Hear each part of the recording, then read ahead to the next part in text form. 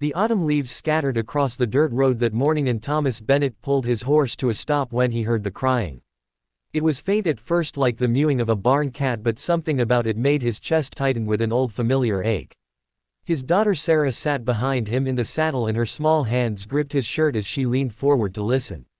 She was only 7 years old, but she had her mother's intuition and her mother's heart. "Papa," she whispered, "someone's hurting."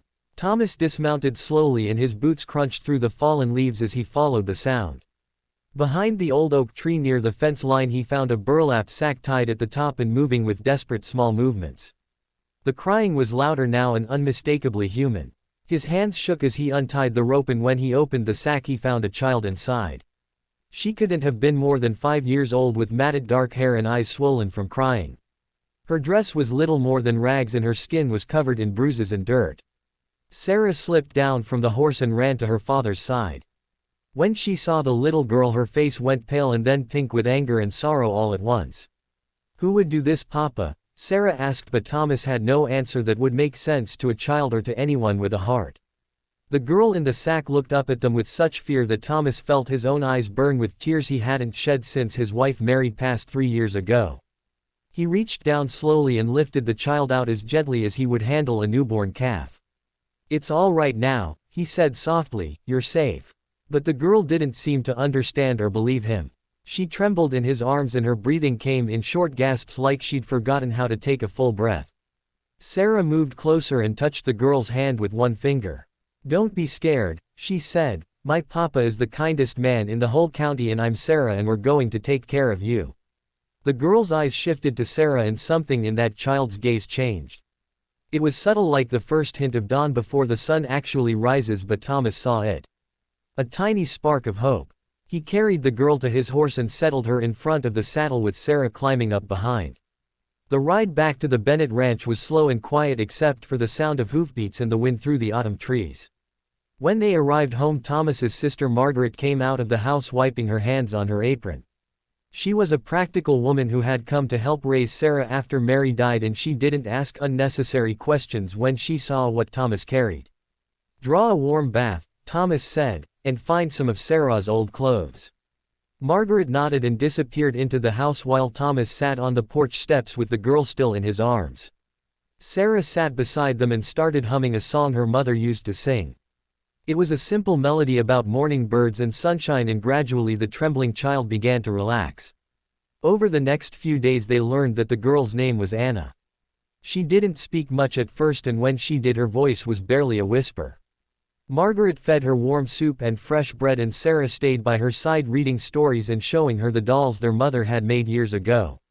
Thomas watched from doorways and windows as his daughter opened her heart to this abandoned child. Sarah shared her bed and her toys and her laughter, and slowly Anna began to smile. It was a hesitant smile at first, like she wasn't sure she was allowed to be happy, but it grew stronger each day.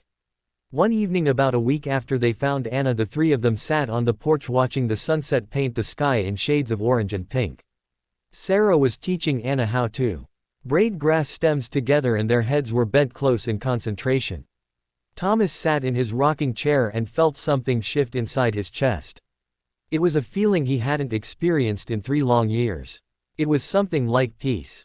"Papa," Sarah said suddenly, "Anna needs to stay with us forever." Thomas looked at the two girls and saw how Anna's eyes widened with a mixture of hope and fear. She'd been thrown away once and she was terrified it would happen again. "Is that what you want, Anna?" Thomas asked gently. Anna nodded so hard her whole body moved with the motion. "Then that's settled," Thomas said. "You're a Bennett now, and Bennetts stick together." The tears that ran down Anna's cheeks then were different from the ones she'd cried in that sack. These were tears of relief and belonging, and Thomas had to look away before his own emotions overwhelmed him. As autumn turned to winter, Anna bloomed like a flower finally given water and sunlight. She helped Margaret in the kitchen and learned to gather eggs from the henhouse. She followed Thomas to the barn and watched wide-eyed as he taught her how to brush the horses and mend the fences.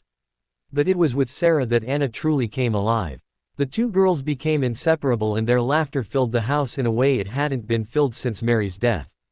They made up games and told each other secrets, and at night they whispered in the darkness until they fell asleep holding hands. Thomas found himself smiling more, and the weight he'd carried for 3 years began to lift. Margaret noticed it too, and one evening as they sat by the fire after the girls had gone to bed she said, "Mary would be proud of you."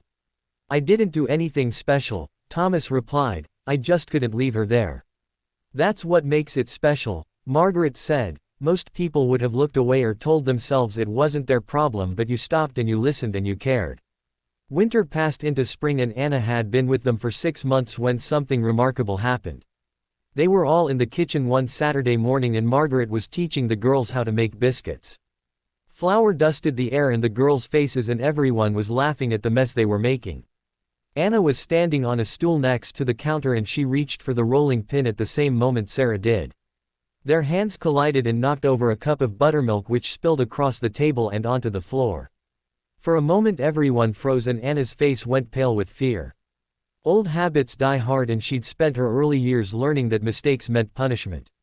But Sarah just burst out laughing and said, "Oh no, we've made a buttermilk river," and she grabbed a towel to clean it up.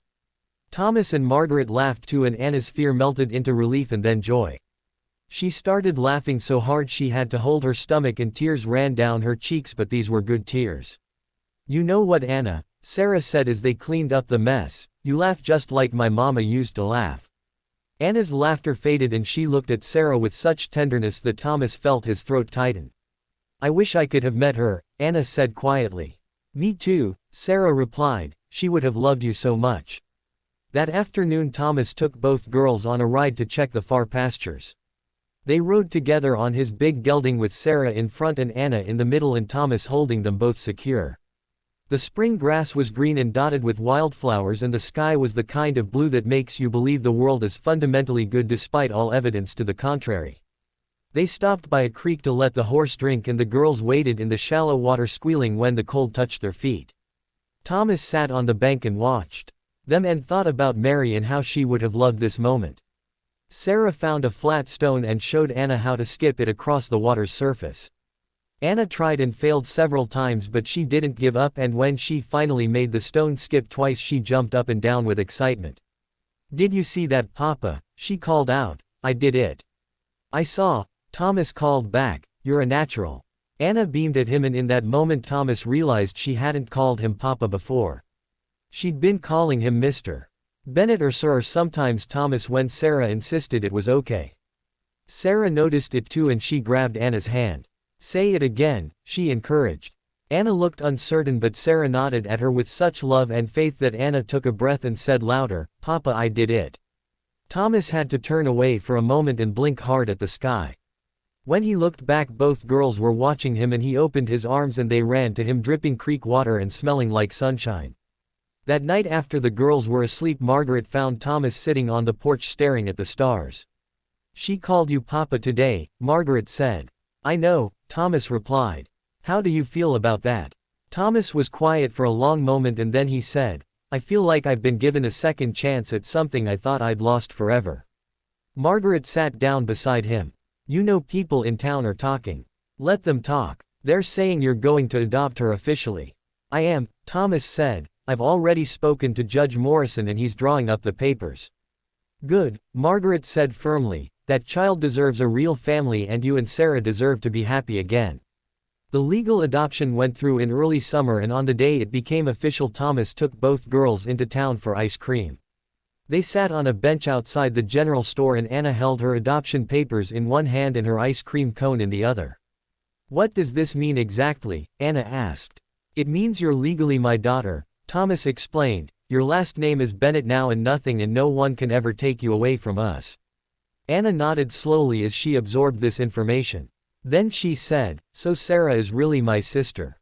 "Really and truly," Sarah said and she hugged Anna so hard they almost dropped their ice cream. As the summer progressed Anna continued to heal in ways both visible and invisible. She gained weight and her hair grew long and shiny. The bruises faded and the fear in her eyes was replaced by confidence and joy. But more than that she began to trust. She trusted that food would always be there when she was hungry. She trusted that bedtime meant warmth and safety not cold and fear. She trusted that when Thomas said he'd come back he would come back. One warm August evening the family was sitting on the porch after supper and Sarah was reading aloud from a book of fairy tales. Anna was lying with her head in Thomas's lap, half asleep in the comfortable way children do when they feel completely safe. Thomas stroked her hair absently as he listened to Sarah read, and he marveled at how much his life had changed in less than a year. He'd been a widower going through the motions of living, and now he was a father again with a house full of laughter and love. Sarah finished the story and closed the book, and Anna stirred and sat up. She looked at Thomas with an expression he couldn't quite read, and then she said, "Papa, can I ask you something?" "Anything, sweetheart." "Why did you stop that day when you found me?" Anna asked. "Lots of people must have passed by that tree, but you stopped." Thomas thought about how to answer this question that clearly meant so much to her. Finally he said, "I stopped because I heard you, and once I heard you I couldn't unhear you, and once I saw you I couldn't unsee you, and once I knew you needed help I couldn't walk away, because that's not who I am, and that's not who your mama raised Sarah to be." Anna nodded slowly, and then she said, "I'm glad you're who you are." "Me too," Sarah added. "If you were someone else, Anna wouldn't be my sister." That night, after the girls were in bed, Thomas stood in the doorway of their room and watched them sleep. They were curled up together in Sarah's bed the way they did every night, and their faces were peaceful in the lamplight. He thought about the person who had put Anna in that sack and left her to die. He thought about how close they'd come to never finding her, or finding her too late.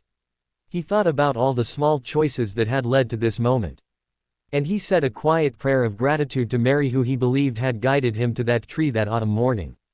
She'd always had a way of putting him exactly where he needed to be, and he felt certain she'd done it one more time from beyond the grave. The years that followed were good ones.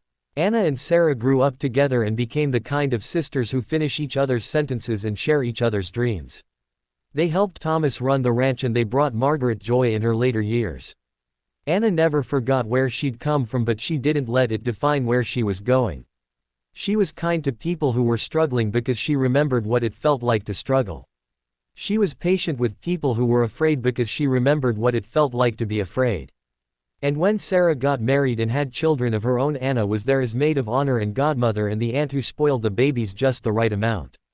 And when Anna eventually married a good man who loved her completely, Sarah stood beside her and held her flowers and cried happy tears. Thomas lived long enough to see both his daughters settled and happy, and to hold his grandchildren in his arms. And on the day he died peacefully in his sleep with both Anna and Sarah holding his hands, they told him they loved him and thanked him for stopping that autumn day all those years ago.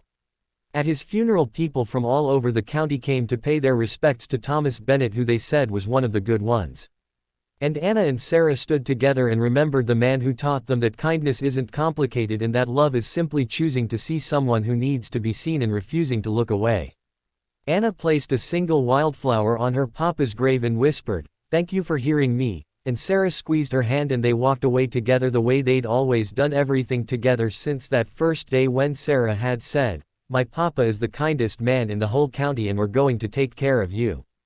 And that promise had been kept every single day for the rest of their lives.